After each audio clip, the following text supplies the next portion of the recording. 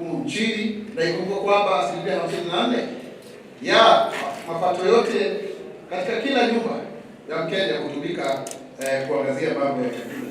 Kwa hilo ni jambo zuri zaidi, na tungependa sana kuwarai wa Kenya tuwe watu wenye subra.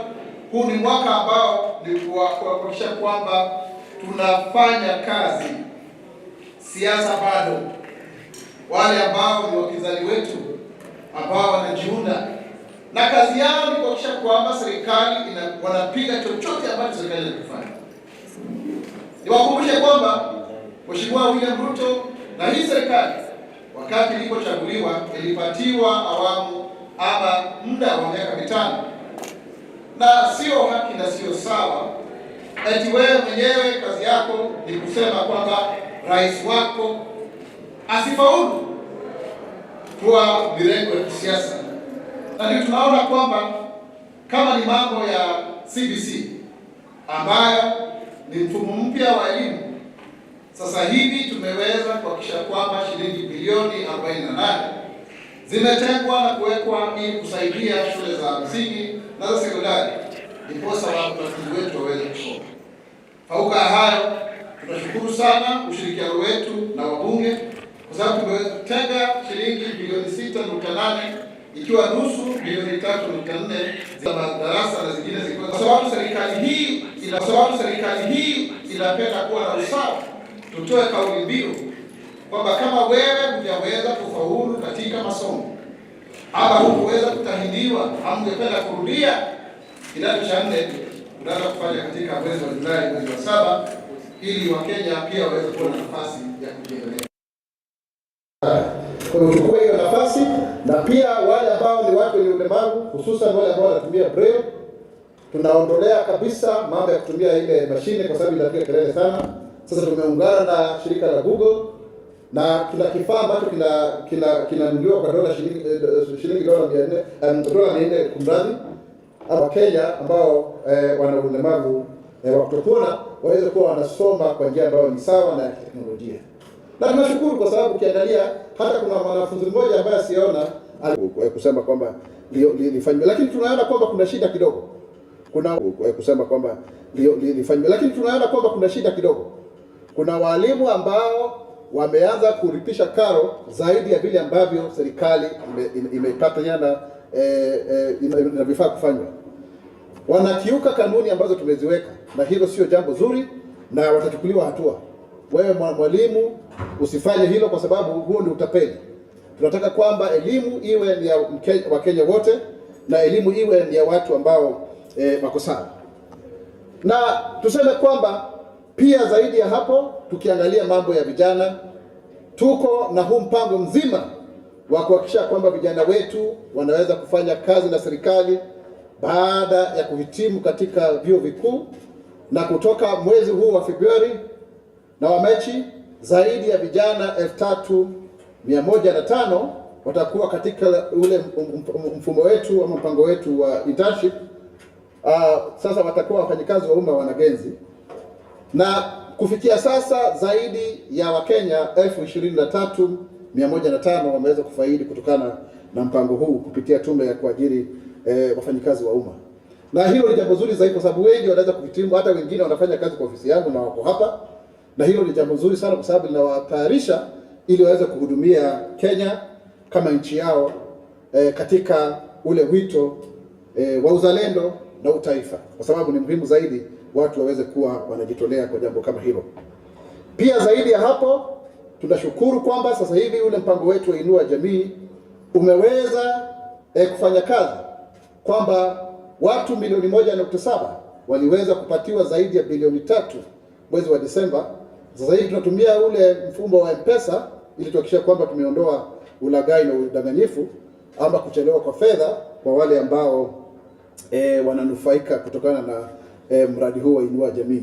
Kwa hivyo mambo haya yote tunaangazia ndiposa tuhakikishe kwamba tumesonga mbele na kwamba Mkenya awaye yote yuko salama kuishi hapa. Kuna wengine wanaanza kusema tetesi kwamba kwa nini watu kutoka nchi za kigeni inasemekana wanashikwa, sijui wanatekwa nyara, lakini serikali ingependa kutoa hakikisho kwamba Kila Mkenya awaye yote yupo katika njia nzuri na kulindwa kuzuri kutokana na asasi zetu za kiusalama. Na kama kuna watu wote ambao wanahisi kwamba pengine maisha yao yako hatarini, ni vizuri waweze kupiga ripoti, ndipo sisi wenyewe kama serikali iweze kuwalinda. Na pia hata wale ambao wametoka katika nchi zingine kuja kuishi hapa nchini, tungependa kutoa hakikisho kwamba tutawalinda na tunawaenzi. Lakini kuna wachache ambao wangelipenda kuharibia hii nchi sifa kwa vizingizio kwamba hakuna usalama. Na tunaona pia Wakenya, na ningependa kuwarai Wakenya wenzangu, wengine wanaanza kuandika hizi barua huko, barua pepe, wakienda kushtumu serikali katika asasi za kimataifa. Haitokufaidi wewe Mkenya. Ni vizuri hata kama tuna tofauti zetu za hapa nchini, lakini katika kiwango cha kimataifa tuonyeshane kwamba tupo pamoja. Wengine hata wanaanza kusema kwamba wageni mashuhuri wasije kutembelea nchi hii.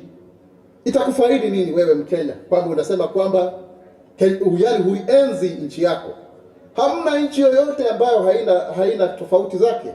Hamna nchi yoyote ambayo haina pengine dosari kidogo kidogo, lakini unakuta kwamba tukiungana tunasonga mbele kwa pamoja na tunasuluhisha masuala yetu. Lakini kama ni safari za wale wageni mashuhuri ambao wanakuja nchini kama mfalme na malkia wa kutoka kule Netherlands, mambo yote yako salama, tumeweka kila kitu kiko kabambe. Na pia kuna wawekezaji wengi na mashirika ya serikali ambao wanakuja kusaidia hata watoto mayatima. Tutakuwa tukizungumzia hata na wakulima, wapiga biashara na wadau tofauti tofauti. Kwa hiyo tafadhali tuizungumzie nchi yetu ya Kenya kwa njia ambayo inafaa ili tuweze kusonga mbele. Na kama vile ambavyo Mheshimiwa Rais ameahidi kwamba yeye yuko katika mstari wa mbele kusitisha utekwaji nyara wa mtu yeyote nchini hii. Hilo ni jambo ambalo lipo na utakubaliana na mimi kwamba tayari mambo haya yameweza kupunguka na yataendelea kupunguka zaidi. Lakini sisi kama Wakenya ni vizuri tuweze kuwa tunazungumziana kwa njia ya heshima. Tuwe watu ambao pia tunapendana, pia watu ambao wanaheshimu wanaenzi taasisi zao. Sio eti kwamba tu kufikiria kwa sababu sasa unataka kuonekana kwamba wewe pengine unajulikana, unajipigia upato kwamba utainuka. Kenya itasimama, Kenya itanawiri kwa umoja na uzalendo. Mimi ni Mkenya mzalendo. Je, wewe? The government of Kenya under the leadership of His Excellency President William Ruto is steadfast in delivering the bottom-up economic transformation agenda, popularly known as the Better Plan. This is aimed at unlocking economic opportunities to attract investment and to improve livelihoods for all Kenyans. This commitment has seen Kenya emerge as a global leader in startup funding, attracting $638 million in 2024, representing 29% of Africa's total startup funding, according to the Big Deal Africa. This surge is underpinned by innovative government policies and initiatives, such as ensuring there is a stable macroeconomic environment for investment, and also the digitalization of our business through the Digital Superhighway program under the Better Plan, which aims at connecting Kenyans through 100,000 kilometers of broadband fiber optic infrastructure. And also, of course, there is a Startup Act that is very, very crucial. In fact, this superhighway, 100,000 kilometers, we have an agreement with the World Bank where we put in place measures to ensure that we secure 53 billion Kenya shillings in that regard. In a historic milestone, President William Ruto and His Highness Sheikh Mohammed bin Zayed Al Nahyan, President of the United Arab Emirates, have presided over the UAE Comprehensive Economic Partnership Agreement on the 14th of January. And this is really transformational because it will ensure that Kenyans who are in the meat industry will benefit from 9.9 billion worth of meat and 10.8 billion in fruits and vegetables to the UAE. And this is really, really commendable. This is the true empowerment of Mama Mboga because then they can actually export that which they are growing. This agreement is expected to double these figures by eliminating trade barriers and simplifying custom processes.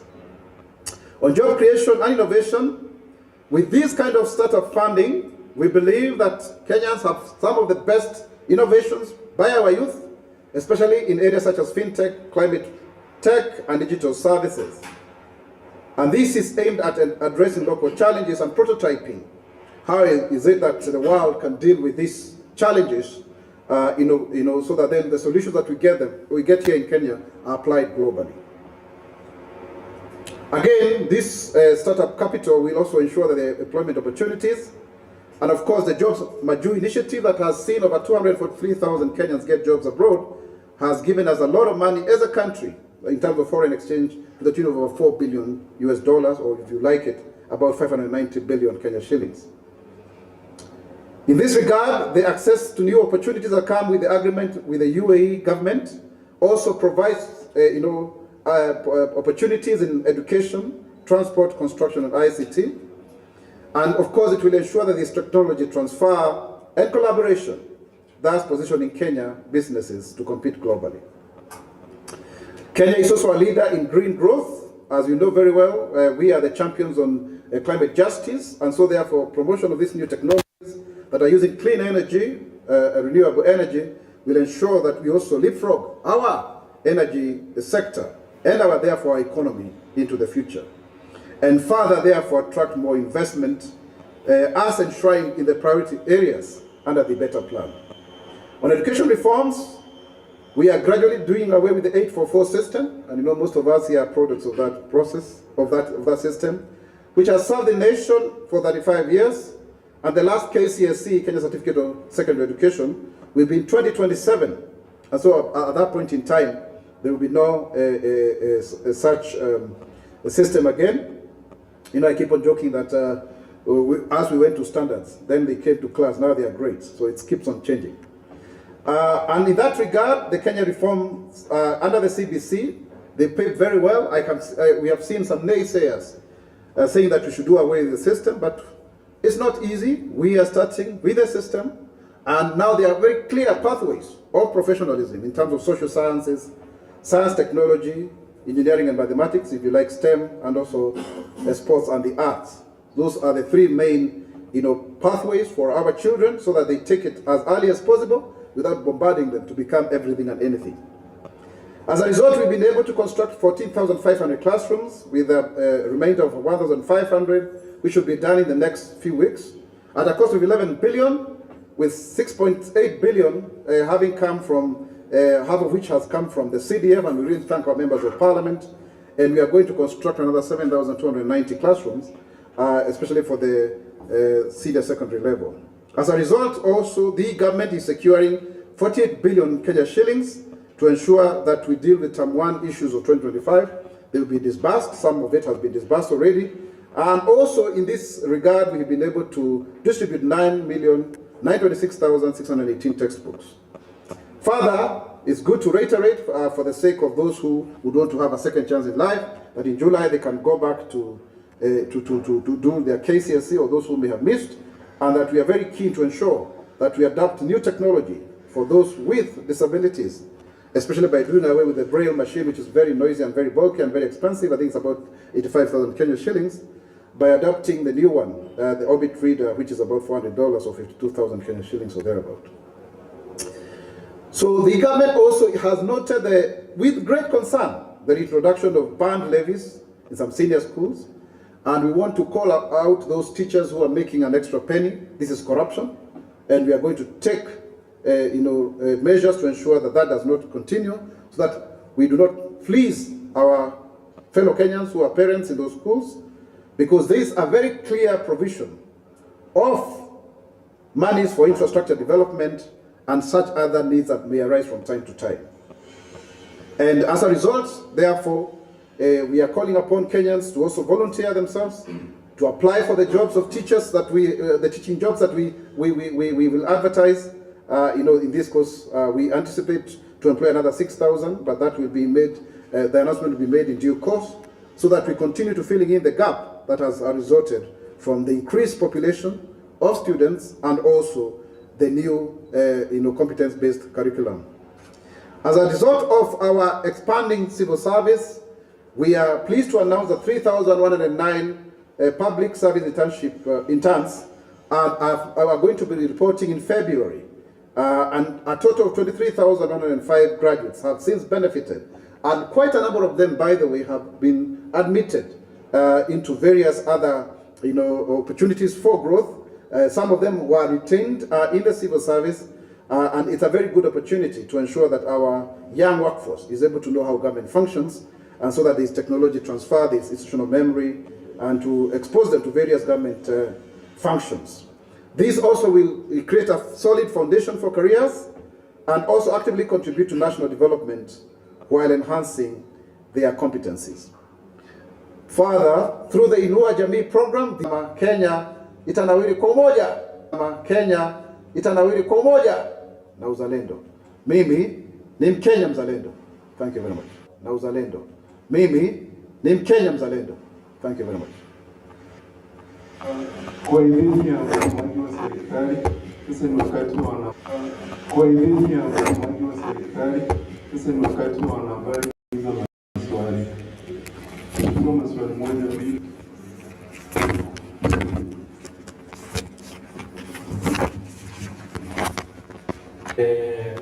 Planned visit, they are writing to them telling them to planned visit, they are writing to them telling them to come.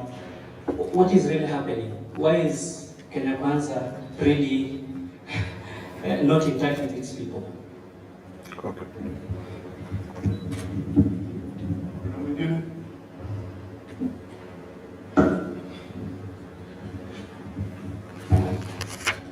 Good morning, my name is Dennis Tisaka from KBC, and Daktari, my question is on Social Health Authority. There have been claims that the government has not committed to some hospitals. Maybe what's your take on that?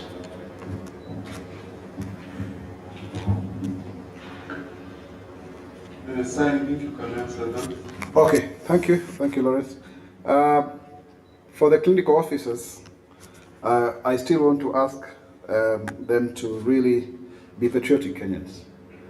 We have just come from resolving the issue of intern doctors, and we have expressed goodwill in this regard. We are very committed to honoring the CBA with the clinical officers, and I don't think jeopardizing the health of fellow Kenyans is good, because we have, trod this path before. We have been there. I mean, we lost a lot of days in 2024. We don't want to go back to that, and so we ask them to really come forward and raise their issues with the Ministry of Health so that we can resolve them. Because, we cannot be coming from one strike to another. I mean, it becomes very difficult to ensure that Taifa Care is working. And also, let me combine that with the question from Dennis. We have realized as a government that there is dishonesty also on the side of hospitals, because when you have a payment, or rather a procedure approved by the SHA, but then people are being told to pay, that is sabotage. And there is serious sabotage from various hospitals. So the government is very keen to put in place a system where even you can tell how much was paid for your medication. Because that lack of transparency is what was making the NHIF to have fictitious claims, and that is what people are fighting back, because then NHIF became a cash cow. So there are teething problems there, but believe you me, as the government has committed before, we are on course to ensure that every claims are paid and that people do not pay cash just because some people want to frustrate this process. And really calling upon the people in the healthcare sector, please do not frustrate this, because it's about me and you. It's not just about the government. Government is, it's what is commonly good for us.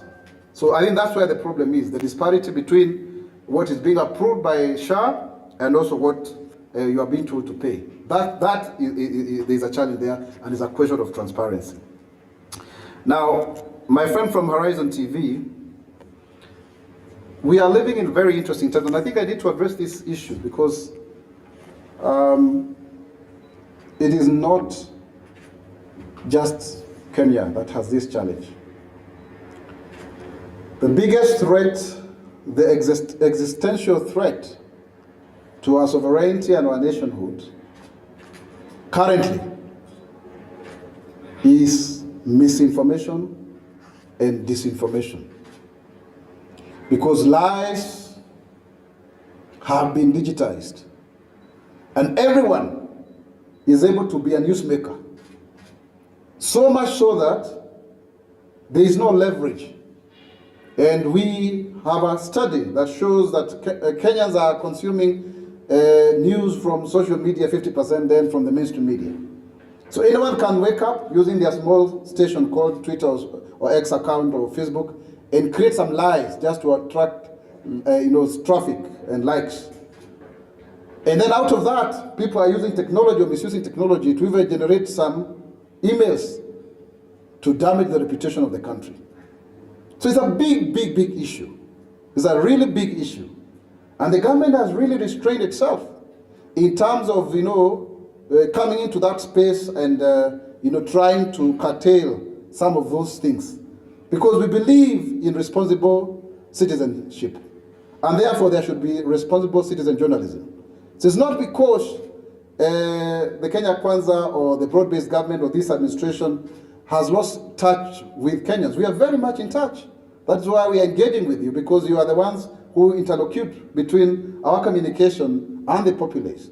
That is why His Excellency the President and the Deputy President, Kithure Kindiki, are actually out there in Western, and later on they will be going to Northern Kenya to meet one-on-one with the people. That is why we even do press briefings out of Nairobi, and we shall be doing shortly.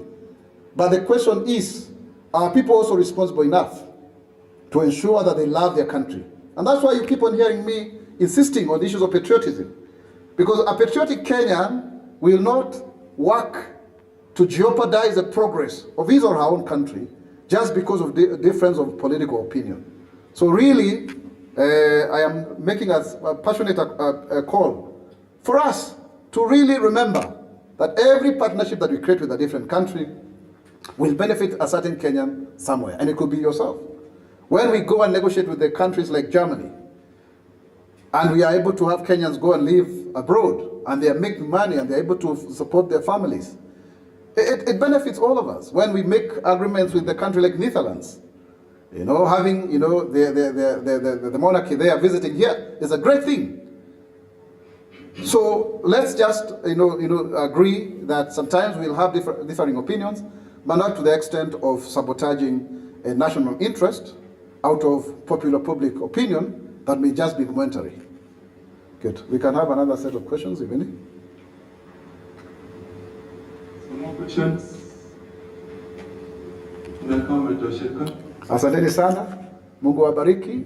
Kenya itainuka, Kenya itasimama, Kenya itanawiri kwa umoja na uzalendo. Mimi ni Mkenya mzalendo. Je, wewe?